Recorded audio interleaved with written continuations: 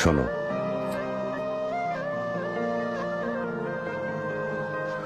ঐশ্বর্যের চেয়ে দামি সম্পদ বুদ্ধিমত্তা, আর সবচেয়ে বড় দারিদ্র্য হচ্ছে মূর্খতা। নিরর্থক ভয় পাওয়া হচ্ছে সবচেয়ে বড় দুর্বলতা, আর সবচেয়ে অধিক মূল্যবান বিষয় হৃদয়বান হওয়া।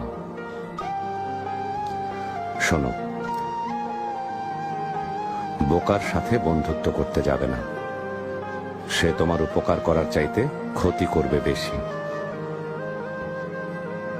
কৃপণের সাথেও কখনো বন্ধুত্ব করবে না, কারণ সে তোমার বিপদের দিনে পাশে না থেকে নিজেকে গুটিয়ে নেবে।